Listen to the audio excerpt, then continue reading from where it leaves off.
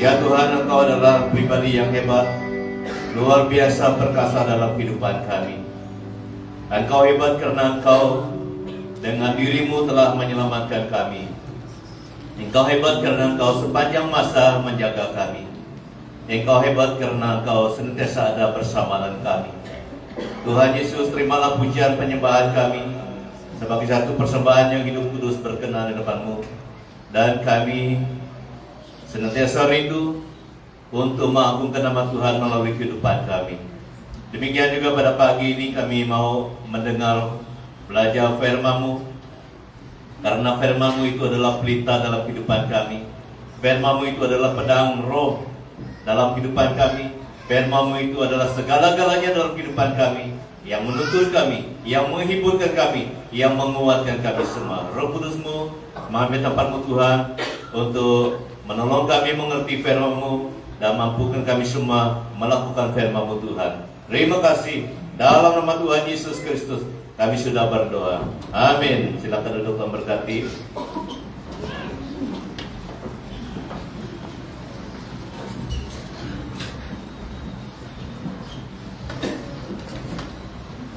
Oke, untuk maklumat kita semua, sesudah kebaktian selesai di sini dan sesudah pengumuman semuanya sudah selesai, kita akan meneruskan acara yang terakhir. Kalau semuanya sudah diselesaikan di ruangan ini, kita akan beralih ke bilik sekolah minggu. Karena ada 5 orang yang sudah kita konselingkan akan dibaptis sesudah ini. Karena baptisan itu adalah tanda orang sudah percaya kepada Tuhan Yesus sebagai Tuhan dan Juru Selamat. Dan itu merupakan satu perkara yang perlu adalah dalam kehidupan kita sebagai orang Kristen. Ada tanda kita sudah percaya kepada Tuhan, tanda kita mengakui Dia sebagai Tuhan dan Juru Selamat kita. Jadi itu yang kita akan maksudkan di bilik sekolah minggu. Dan kita cobalah pakai satu cara yang begini karena sekarang ini banyak juga kesusahan kita mau pergi baptis di tempat yang luar sana. Dulu kita selalu pakai sungai, pakai tepi laut itu, tapi kita coba pakai yang ini satu. Walaupun ada juga yang kita perlu pikirkan setelah ini, karena kolam kita itu ambil masa banyak juga untuk isi dia, dan nanti mau bincang lagi dengan Ibu Ilis ini karena dia ini kita punya manajer ini yang mau nih kolam dulu. Jadi waktu kami lihat ini kolam ini berapa orang boleh nanti satu kali dalam itu. Jadi yang saya maksudkan itu dia sangat menggunakan air banyak lah. Jadi kalau kita selalu pakai dia mungkin benda ribet enggak kalau udah punya kepala. Bagus kita baptis tidak terlalu banyak lah. Jadi ini keperluan kita semua, bukan keperluan majelis gereja saja. Kita akan pikirkan bersama upgrade ya. Dan upgrade dia lebih panjang lagi, tapi upgrade dia lebih pendek lagi lah, supaya dia tidak menggunakan banyak air. Jadi kalau cuaca bagus, kita boleh pakai yang di luar, boleh pergi pantai kan. Kita boleh buat program 2-3 program sementara kita mau baptis. Ini merupakan satu sisi yang terakhir kita belajar tentang kemurahan Tuhan. Kemurahan Tuhan itu adalah tanda Tuhan begitu mengasihi kita. Hari ini kita belajar satu teks firman Tuhan yang saya sediakan dari satu bahagian yang kita perlu belajar pada hari ini. Oke. Karena Kristus Tuhan kita adalah sumber daripada kemurahan Tuhan. Jadi pada hari ini kita akan belajar dari satu bahagian firman Tuhan.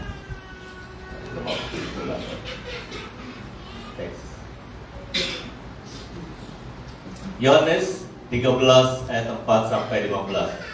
Yohanes 13 ayat 4 sampai 15.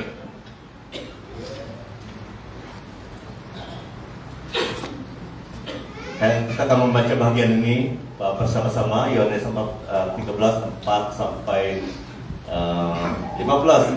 Firman Tuhan berkata demikian, lalu bangunlah Yesus dan menanggalkan jubahnya. Ia mengambil selai kain lenan dan mengikatkannya pada pinggangnya. Kemudian ia menuangkan air ke dalam sebuah basi dan mulai membasuh kaki murid-muridnya lalu menyegahkannya dengan kain yang terikat pada pinggangnya itu.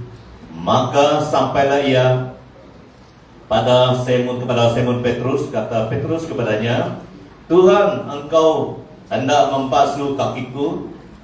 Jawab Yesus kepadanya, "Apa yang ku perbuat, engkau tidak tahu sekarang, tetapi engkau akan mengertinya kelak." Apa? Kata Petrus kepadanya, "Engkau tidak akan membasuh kakiku sampai selama-lamanya." Jawab Yesus, "Jikalau aku tidak membasuh engkau tidak mendapat bahagian dalam aku." Kata Simon Petrus kepadanya, "Tuhan, jangan hanya kakiku saja, tetapi juga tangan dan kepalaku." Kata Yesus kepadanya, "Barang siapa telah mandi, ia tidak usah membasuh diri lagi, selain membasuh kakinya, karena ia sudah bersih seluruhnya. Juga kamu sudah bersih, hanya tidak semua. Sebab ia tahu siapa yang akan menyerahkan dia, karena itu ia berkata, tidak semua kamu bersih." Dan seterusnya, ayat yang ke-12. Sesudah ia membasuh kaki mereka, ia mengenakan pakaiannya dan kembali ke tempatnya. Lalu ia berkata kepada mereka, "Mengertikah kamu apa yang telah kuperbuat kepadamu? Kamu menyebut aku guru dan Tuhan, dan katamu itu tepat, sebab memang akulah guru dan Tuhan. Jadi jikalau aku membasuh kakimu, aku yang adalah Tuhan dan gurumu, maka kamu pun wajib saling membasuh kakimu. Sebab aku telah memberikan suatu teladan kepada kamu, supaya kamu juga berbuat sama seperti yang telah kuperbuat kepadamu." Puji Tuhan. Ini merupakan peristiwa di antara Tuhan Yesus dan murid-muridnya. Dia sengaja mengumpulkan mereka dalam satu tempat, dan dia membuat satu reaksi yang mereka tidak sangka-sangka. Satu persatunya dibersihkan kaki mereka. Jadi pada hari ini kita sekali lagi belajar tentang bahagian ini. Kenapa? Kenapa Yesus yang begitu agung, Tuhan yang disegani, Tuhan yang berkuasa, dengan rendah hati membasuh kaki murid-muridnya yang sedang belajar daripada dia, yang sedang melihat dia apa yang perlu mereka dapat daripada sang guru, sang Tuhan mereka. Jadi Bapak Ibu saudara-saudari, ini merupakan satu peristiwa yang perlu kita belajar. Apa isi kebenaran di dalam peristiwa itu? Apa yang perlu kita belajar dari peristiwa Yesus membasuh kaki murid-muridnya? Sebenarnya ini menunjukkan dia begitu murah hati. Dia raja sebenarnya, mereka yang sepatutnya basuh kaki dia, tetapi dia menyatakan kemurahan hatinya. Dia menjadi teladan. Dia membuat satu peristiwa yang baru, sejarah yang baru di dalam kehidupan murid-muridnya. Dia melakukan sesuatu yang menakjubkan, yang perlu mereka lakukan setelah dia naik ke surga. Jadi tema kita pada hari ini adalah Kristus adalah sumber kemurahan itu. Dia yang mula menunjukkan bahwa dia mengasihi murid-muridnya. Dia yang mula menyatakan bahwa dia begitu prihatin kepada murid-muridnya. Dia memberi contoh kepada murid-muridnya. Dia memberi teladan kepada murid-muridnya.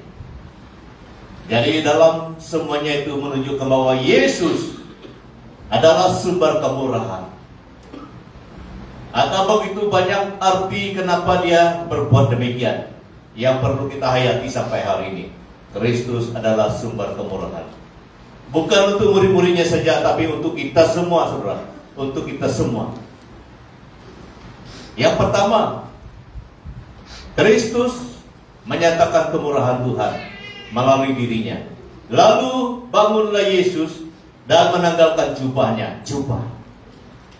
Dalam kehidupan Yahudi, jubah itu merupakan satu kehormatan,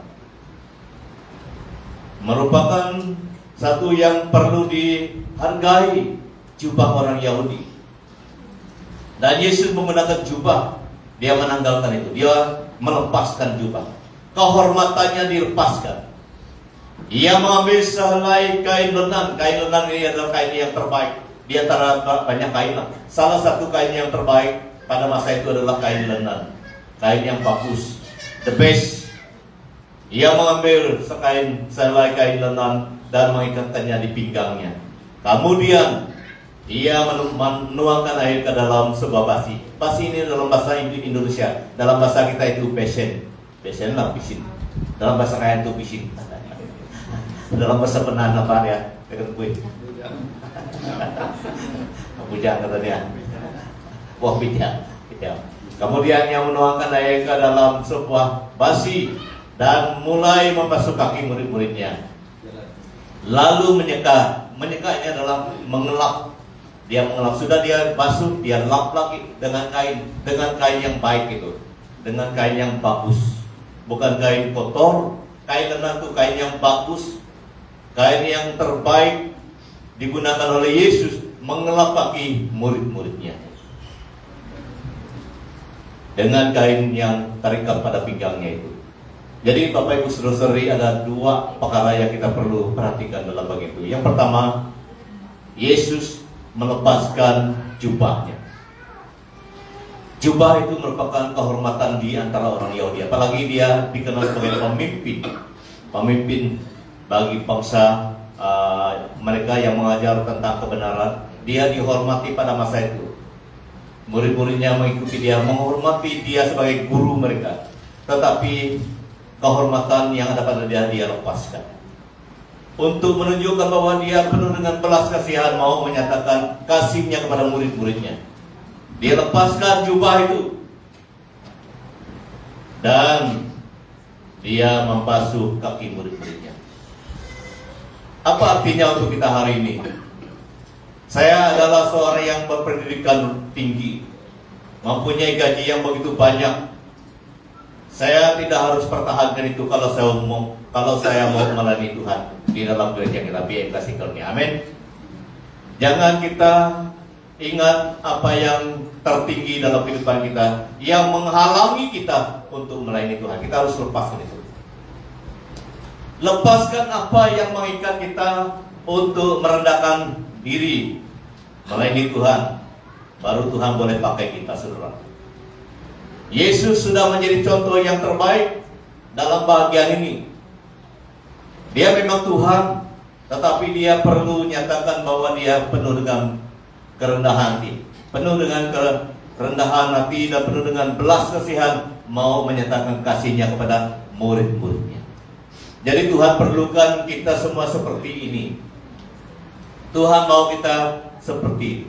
Apabila kita tanggalkan apa yang mungkin sesuatu yang mengikatkan kita, apakah itu pangkat kita, apakah itu kita derajat kita, maranuma kita, ataupun apa siaran,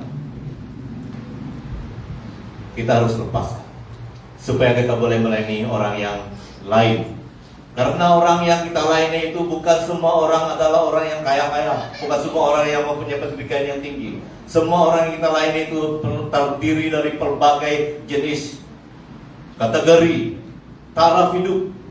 Apabila kita melepaskan apa yang terbaik di dalam kehidupan kita, sementara kita melayani, barulah Tuhan boleh pakai kita semua. Amin. Barulah Tuhan boleh pakai kita semua, saudara.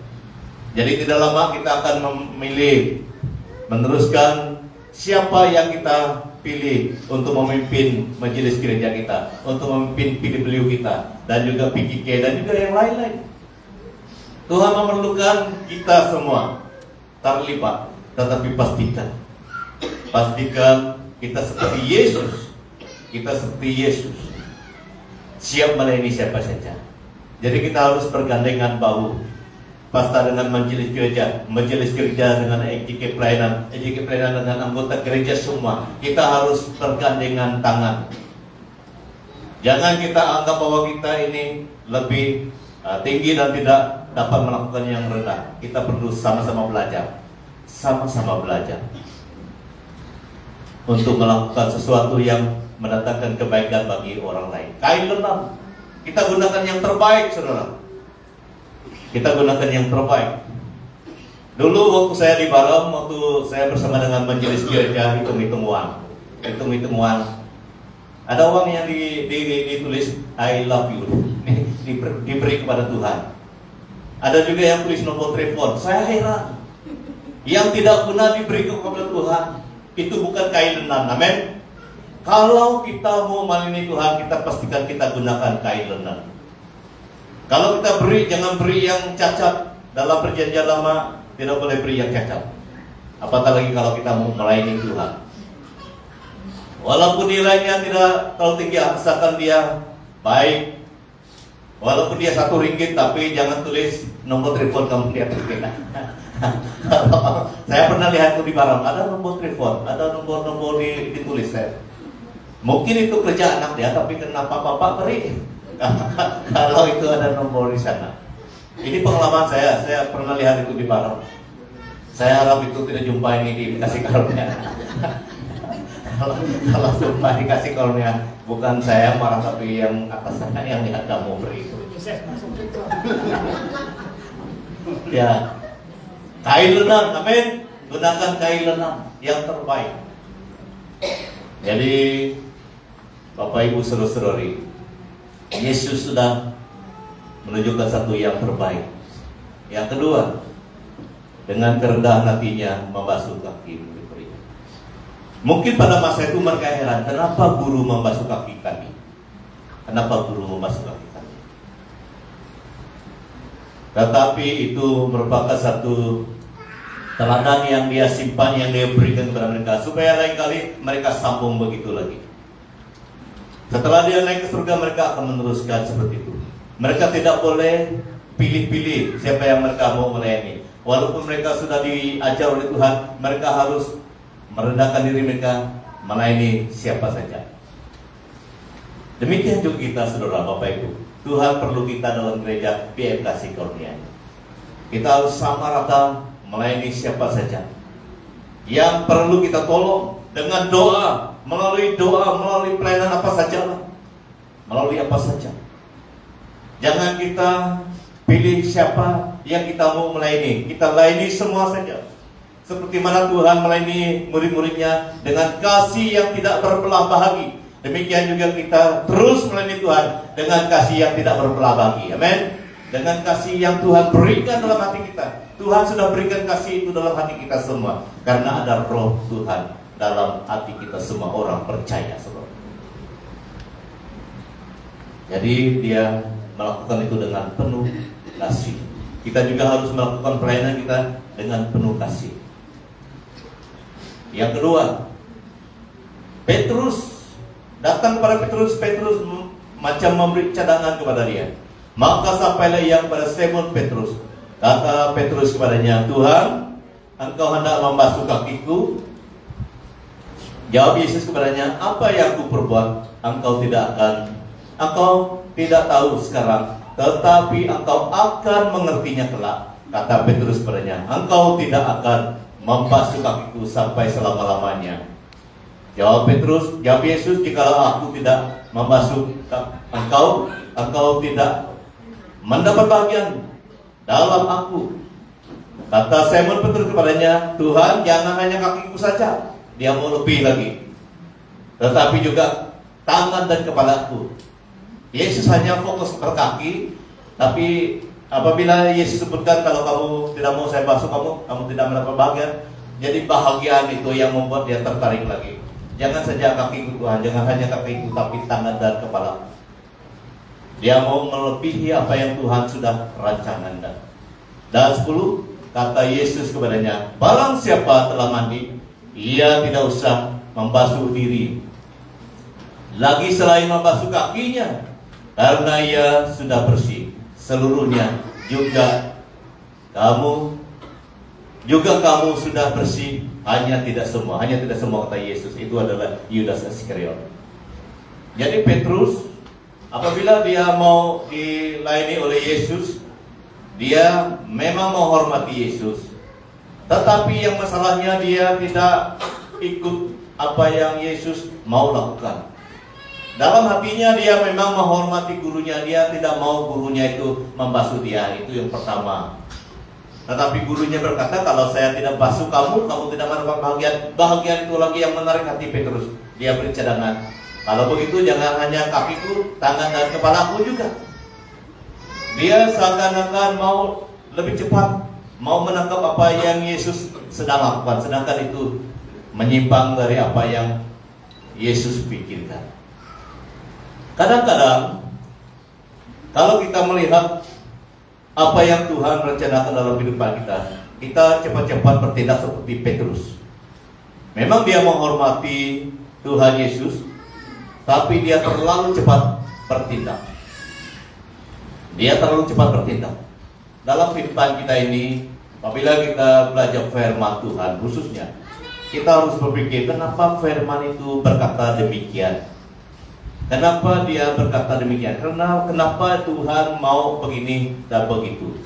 Kita harus berpikir dengan sedalam-dalamnya dan berdoa kepada Tuhan. Tuhan, kenapa firman-Mu begini? Jangan seperti Petrus. Belum lagi dia paham apa yang Yesus sedang lakukan, dia cepat-cepat katakan jangan. Memang dia menghormati Tuhan, tetapi jangan halangi, jangan menghalang apa yang Tuhan sedang lakukan. Amin. Jangan menghalang apa yang sedang Tuhan lakukan dengan idea yang ada pada kita, seperti Petrus. Yesus tahu dia mengasihi dia, tetapi yang masalah Petrus, dia menghalang apa yang sedang Yesus lakukan. Jadi saudara, Tuhan sedang bekerja dalam kehidupan kita. Jangan kita seperti Petrus. Sebelum kita mengerti apa yang sedang terjadi, apa yang sedang Tuhan lakukan dalam kehidupan kita, melalui firman Tuhan yang kita pelajarkan, kita harus sungguh-sungguh berdoa, bertanya kepada Tuhan. Tuhan, beri saya pengertian. Nah, lebih baik berdoa seperti itu. Beri saya pengertian. Kenapa saya begini? Kenapa saya harus lalui seperti ini? Kenapa firman-Mu berkata demikian? Dan kalau kamu menghadapi apapun situasi, bertanya dulu kepada Tuhan. Tuhan, kenapa saya begini? Tolong saya Tuhan, saya tidak mengerti. Dan mampukan saya untuk mengikuti rencana-Mu. Kita harus berserah kepada Tuhan dan percaya kepada Tuhan yang memimpin kita. Jangan kita terlebih awal seperti Petrus, mau terus menghalangi apa yang Tuhan sedang lakukan. Kadang-kadang dalam perjalanan hidup kita, contohnya kita yang memimpin dalam gereja dan juga dalam masyarakat dan sebagainya, dalam keluarga kita sendiri, kadang-kadang kita berhadapan sesuatu yang mungkin belum kita pahami.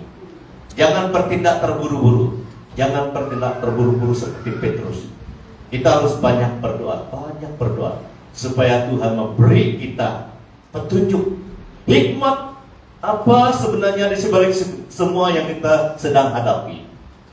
Karena Tuhan tidak akan meninggalkan kita begitu saja. Tuhan tidak pernah membiarkan kita sebagai anaknya begitu saja. Kita harus berdoa banyak. Tuhan, kenapa kami sekeluarga begini? Tolong kami. Kami tahu bahwa Engkau adalah penolong yang setia. Nanataro nala awi hati tuk alangan pahwi nala murid lo sembahyang. Jangan kita terburu-buru seperti Petrus, bertindak terlalu cepat seperti Petrus. Waktu Maria Magdalena menyatakan bahwa Yesus tidak ada di kubur, dia terus pergi. Dia terlebih laju. Jadi waktu kami belajar tentang sikap murid-murid Tuhan Yesus yang 12 orang ini, Petrus adalah yang terlalu agresif, cepat bertindak. Kalau kamu baca dalam peristiwa mereka bersama dengan Yesus, dia cepat bertindak. Seperti itu juga dalam bagian ini, dia terlalu cepat bertindak. Jadi saudara, kadang-kadang kita menghadapi situasi yang menyusahkan, kadang-kadang kita kurang sehat. Jangan kita cepat bertindak, oh ini mungkin hukuman dari Tuhan. Jangan kita katakan itu hukuman dari Tuhan. Itu adalah perjalanan hidup kita. Tuhan tidak akan membiarkan kita sendiri. Amin. Tuhan tidak pernah membiarkan kita sendiri. Berdoa, Tuhan mampukan saya. Tuhan mampukan saya. Jangan kita bertindak terburu-buru seperti Petrus. Oke. Ada teman next. Happy. Ya, jikalau aku tidak membasuh engkau tidak akan berbahagia. Jadi yang menarik perhatian Petrus adalah kebahagiaan itu. Apabila dia tertarik dengan apa yang bakal Tuhan beri, dia mau melebih-lebihkan apa yang Tuhan sedang lakukan. Dia tidak mau hanya kakinya saja. Mungkin kalau kaki saja tidak berapa banyak bagian. Mungkin dia mau yang lebih, mau tangan dan kepala. Mungkin begitu dalam pikiran Petrus.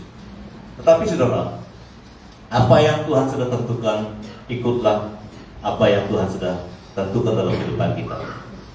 Jangan kita terburu-buru seperti Petrus mengatur Tuhan sebagainya.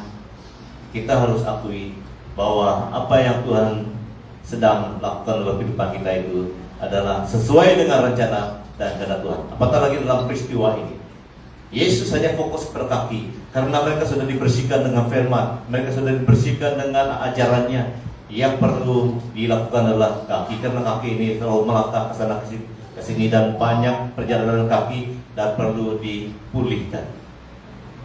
Artinya, memang kita sudah diampuni dan diselamatkan dengan darah dan tubuh Yesus yang mulia itu. Kita tidak perlu dibaptis berkali-kali. Kita perlu dipulihkan. Kita perlu di-refresh kembali. Karena kadang-kadang kita terlanjur, tidak perlu dibaptis lagi. Tidak perlu dibaptis. Hanya perlu minta pengampunan dan dipulihkan oleh Tuhan. Itu artinya. Tapi Petrus, dia cepat-cepat bertindak dan mau mengatur apa yang Tuhan sedang lakukan. Saudara yang kasih, penjelasan tentang kemurahan Tuhan dalam ayat 12 dan 14. Sesudah ia membasuh kaki mereka, ia mengenakan pakaiannya dan kembali ke tempatnya. Lalu ia berkata kepada mereka, mengertikah kamu apa yang telah kuperbuat kepadamu? Kamu menyebut aku guru dan Tuhan, dan katamu tepat. Jadi orang yang di luar sana mencari mana pengakuan Yesus ada bahwa dia adalah Tuhan, inilah dia. Salah satu yang menyatakan bahwa dia Tuhan, inilah teks itu. Kamu menyebut aku guru dan Tuhan, dan katamu tepat, sebab memang akulah guru dan Tuhan. Ini jawaban dia. Dia mengaku bahwa dia Tuhan. Dia mengaku bahwa dia guru. Dia mengaku bahwa dia adalah Tuhan. Jadi, jikalau aku membasuh kakimu, aku yang adalah Tuhan, sekali lagi, yang adalah Tuhan dan gurumu, maka kamu pun wajib saling membasuh kaki. Jadi dia sudah memulai satu teladan, dia mau mereka semua terlibat. Sama halnya juga dengan kita. Tuhan sudah menyelamatkan kita semua. Dan Tuhan mau kita terlibat menyatakan kebaikan Tuhan melalui kehidupan kita. Itu berbuah. Kamu menyebut aku guru dan Tuhan, dan katamu itu tepat, sebab memang akulah guru dan Tuhan. Guru artinya yang mengajar, yang menyatakan hikmat, yang menyatakan sesuatu yang benar daripada Tuhan.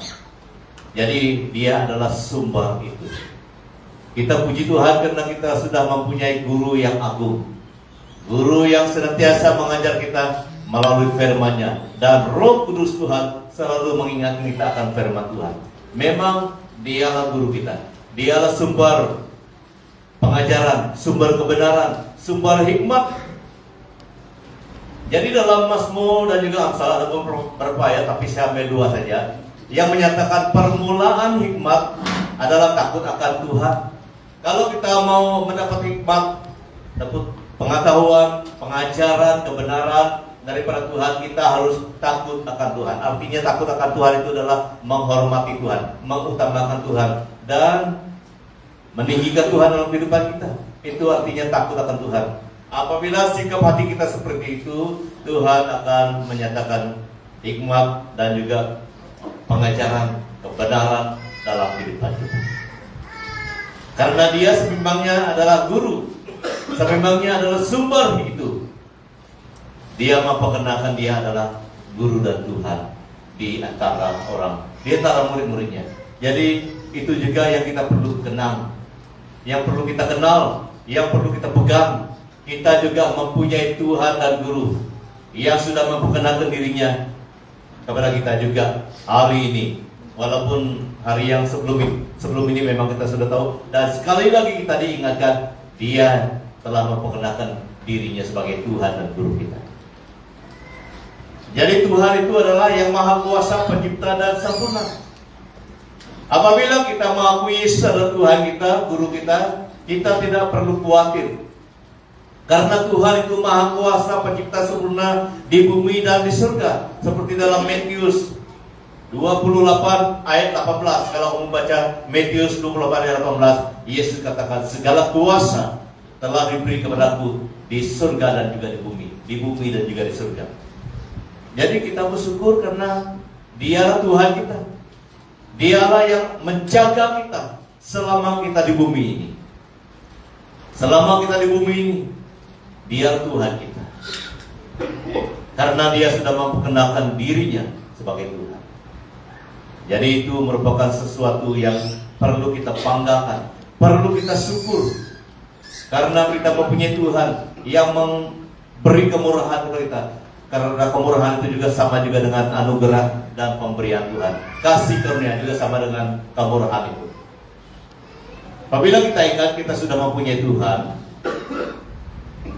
kita tidak pernah khawatir. Kita tidak pernah berhenti berdoa kepada Dia. Kita tidak pernah berhenti menyembah Dia. Amin. Karena Dia Tuhan kita. Karena Dia Guru kita. Dialah sumber kemurahan yang kita perlukan dalam hidup ini, saudara. Dialah, bukan yang lain. Bukan reverend, bukan pendeta, bukan siapa-siapa, tapi hanya satu yang dapat memberi kita kemurahan dalam kehidupan kita, yang dapat memberikan anugerah dan kasih karunia dalam kehidupan kita. Dia adalah Yesus Kristus. Sembahlah Dia sampai selama-lamanya. Dan jangan lupa mau tambahkan Dia dalam doa kita kemanapun kita berada. Dan tidak lama ini pesta gawai akan terjadi. Jadi kamu jangan khawatir. Di mana-mana kamu perlu ingat dalam hati kamu, saya pun berada di antara orang yang tidak percaya, saya tidak khawatir.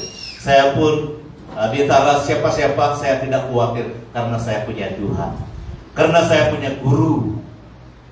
Jadi itu kebanggaan kita sebenarnya. Di mana-mana kita pergi dalam hidup kita ini, di Amerika kah, di Semenanjung kah, kita sebenarnya tidak perlu takut dan khawatir karena kita mempunyai Tuhan dan Guru. Yesus sudah memperkenalkan Dia adalah Tuhan dan Guru. Dan itu adalah milik kita semua. Itu adalah Guru dan Tuhan kita semua. Jadi apabila kamu di perayaan gawai kah, di perayaan apakah, kamu harus berdoa bagi semua orang yang bersama dengan kamu. Tuhan, Engkaulah Tuhan dan Guruku. Sekarang saya berada di tengah-tengah orang yang tidak percaya. Saya berdoa ya Tuhan, supaya semua mereka yang bersama dengan saya hari ini akan mengalami Engkau suatu hari nanti. Tidak perlu kamu berkhotbah, kamu hanya berdoa seperti itu. Berdoa seperti itu. Karena kita semua sudah mempunyai Tuhan dan Guru itu. Berdoalah bagi tempat di mana kamu berada musim gawai ini. Musim, apapun musim lah. Kadang-kadang kalau kita melihat orang mengadakan pernikahan di dalam kumpulan orang yang di dalam majelis pernikahan itu, tidak semua orang Kristen. Ada yang Kristen, baru Kristen, dan juga yang suam-suam kuku. Jadi kita ini harus berdoa, Tuhan, dalam perkumpulan kami hari ini, dalam majelis ini Tuhan, saya tahu Engkau adalah Tuhan. Saya tahu Engkau bersama dengan saya. Dalam hati kamu, tidak perlu suara besar pun, tidak apa. Dalam hati kita harus berdoa, Tuhan, nyatakanlah kasih-Mu, nyatakanlah kuasa-Mu bagi mereka yang belum mengenal Engkau. Jadi kita mengenal Tuhan bukan hanya begitu saja. Kita harus istiharkan dimanapun kita berada. Amin. Kita harus istiharkan kuasanya, hadiratnya, kasihnya dimanapun kita berada. Itu yang Tuhan mau. Kita harus bawa Dia kemana-mana. Kita harus istiharkan Dia di mana-mana melalui doa kita, melalui kesaksian hidup kita. Jadi sebenarnya kita ini adalah alat Tuhan. Melalui doa sangat baik sekali. Tidak perlu khotbah. Kita harus melalui doa dalam hati kita saja. Kita katakan, Tuhan, puji Tuhan, karena saya mempunyai Engkau. Engkau adalah Tuhan dan Guruku. Hari ini saya berada di tempat ini. Saya mau berdoa bagi mereka ini. Tidak perlu suara besar. Nanti kalau suara besar mereka akan melihat kamu tidak jadi berdoa. Lebih baik kamu berdoa dalam hati. Saya ajar kamu seperti ini. Berdoa dalam hati. Kalau kamu tidak berani berkata-kata besar. Tuhan, saya memuji Engkau karena Engkau adalah Tuhanku, Engkau adalah Guruku. Saya berdoa bagi semua ahli keluargaku di sini, semua kawan-kawanku di sini. Nyatakan kuasa-Mu, supaya mereka juga mengenal Engkau sebagai Tuhan dan Guru yang tidak pernah berubah, dulu, sekarang, sampai selama-lamanya. Amin. Ini tugas kita semua, saudara. Ini bukan tugas pasta dan majelis gereja. Kalau hanya pasta dan majelis gereja saja, orang susah mau dijangkau. Jadi Tuhan mau pakai kita semua. Kita harus bangga. Kita harus bangga karena kita sudah mempunyai Tuhan dan Guru. Jadi tugas kita adalah yang pertama, berdoa. Berdoa minta Tuhan yang kita sudah kenal itu, berdoa supaya Dia menyatakan kemuliaan kebesarnya. Tidak perlu kita atur Tuhan, berdoa saja. Dia akan buat satu yang mungkin membuat kita heran. Banyak kuasa Tuhan terjadi di mana-mana karena banyak orang mengisytiharkan, minta Dia mengisytiharkan kuasa Tuhan dan Guru di mana-mana. Jadi saya ini supaya kita semua dipakai Tuhan menyatakan kemurahan Tuhan di mana-mana, sehingga banyak orang akan mengenal Dia sebagai Tuhan dan Guru. Dan bukan hanya untuk kita, tapi untuk semua orang. Untuk semua orang. Kamu menyebut aku Guru dan Tuhan, dan katamu tepat, sebab memang akulah Guru dan Tuhan.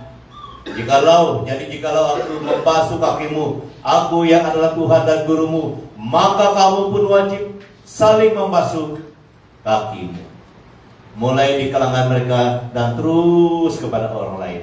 Artinya adalah saling menolong, saling mengasihi, saling membangun, saling melengkapi. Tuhan sudah melakukan yang terbaik untuk kita.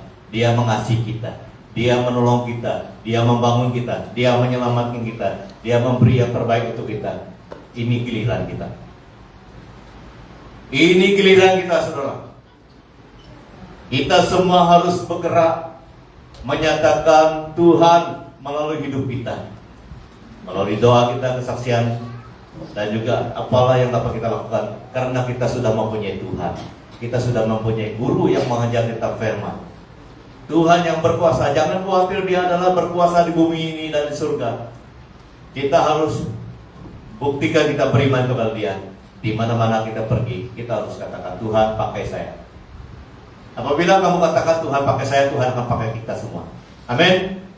Kita harus berdoa seperti itu. Tuhan pakai saya, supaya melalui saya orang lain akan mengenal Engkau sebagai Tuhan. Dan pakai saya supaya boleh menjadi alatmu, menolong, mengasihi, membangun, melengkapi orang lain sesuai dengan rencana dan kehendak Tuhan. Tuhan memerlukan ini. Tuhan memerlukan kita semua. Jadi Bapak Ibu Saudari, setiap hari kita berada di mana-mana. Besok lusa mungkin kamu bekerja di tempat kamu, mungkin kamu pergi ke kampung halaman kamu, mungkin kamu pergi ke bandar-bandar di mana saudara kamu berada. Jangan lupa melakukan apa yang pernah Yesus lakukan. Dia menyatakan kasihnya kepada murid-muridnya. Kita pun harus menyatakan kasih kita kepada orang lain.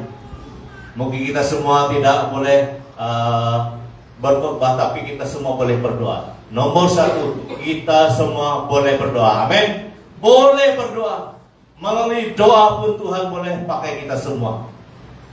Tidak perlu panjang-panjang sangat, kita harus percaya doa kita itu. Kita minta Tuhan pakai saya, tolong saya, supaya saya boleh menjadi alatmu di tempat ini, bagi saudara saya, bagi kawan-kawan saya, bagi semua mereka di sini. Tuhan akan pakai kita semua. Karena itu adalah masa kita. Masa Tuhan pakai kita semua. Yang terakhir, sebab aku telah memberi suatu teladan kepada kamu, supaya kamu juga berbuat sama seperti yang telah kuperbuat kepadamu. Yesus mau kita melakukan apa yang pernah Dia lakukan. Membasuh kaki itu artinya kita melayani orang dengan kasih. Kita menolong orang dengan kasih. Tidak semestinya basuh kaki. Kalau hanya basuh kaki, bagaimana yang terjadi? Boleh terjadi. Basuh kaki itu adalah gambaran kepada menolong orang lain. Itu adalah gambaran kita menolong orang lain, kita mengasihi orang lain, kita membangun orang lain, kita memberi selamat kepada orang lain, kita memberi pertolongan kepada orang lain. Mungkin orang lain itu tidak ada beras, kita banyak beras, kita bagi dia beras. Itu juga menolong orang. Kalau kita pergi Jalaikan, kita dapat satu rudi, kita bagi satu orang, itu juga menolong orang.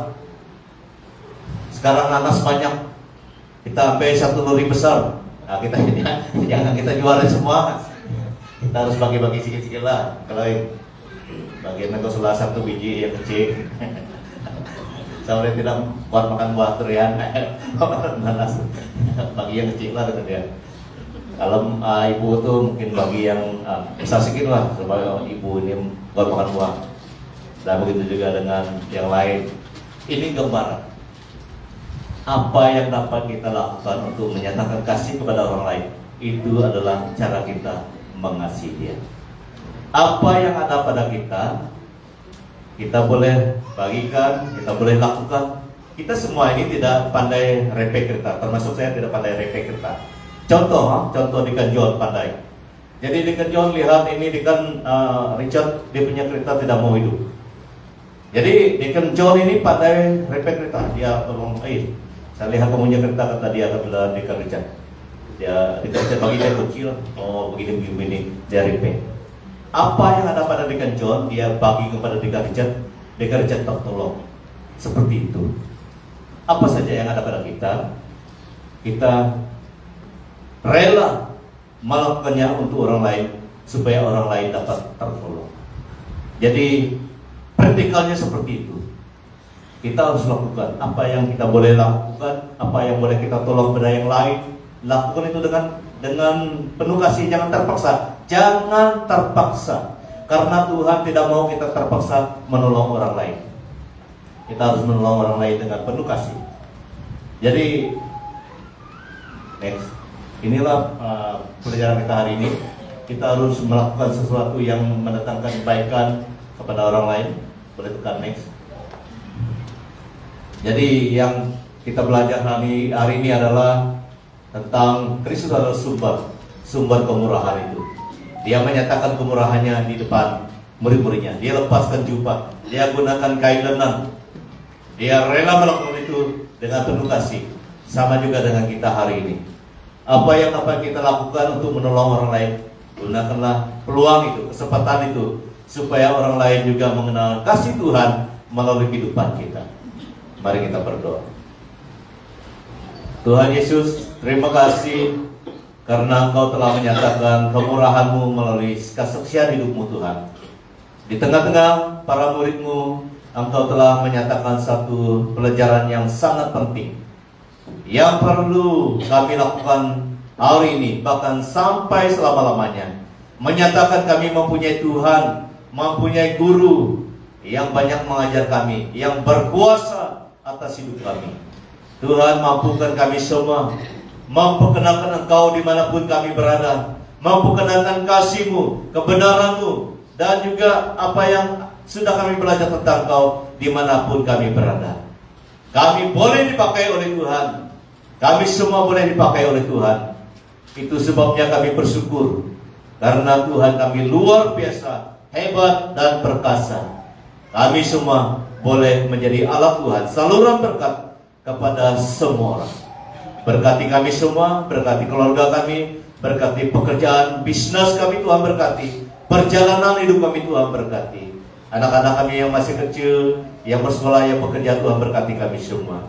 Juga kami berdoa bagi kegiatan gereja-Mu yang kami selenggarakan, Tuhan, pakai kami semua juga untuk memuliakan nama-Mu melalui kehidupan kami, Bapa. Terima kasih Tuhan Yesus, terima kasih Engkau mengenal apapun keperluan kami. Mungkin ada dalam ruangan ini yang dalam kelemahan tubuh. Di dalam nama Tuhan Yesus, Engkau tolong kami semua. Karena tidak ada yang mustahil bagi Tuhan untuk menolong dan menyembuhkan kami. Karena kami sangat percaya Engkau Tuhan yang luar biasa, dulu, sekarang, sampai selama-lamanya. Haleluya Bapa, terima kasih. Terpujilah namamu. Dalam nama Tuhan Yesus Kristus kami sudah berdoa. Amin. Oke, sampai di sini pemberitaan firman Tuhan. Saya berikan masa kepada hambanya untuk memberitakan berita sidang, doa penutup. Dan sesudah semuanya selesai, kita akan pergi ke bilik sekolah minggu untuk membaptis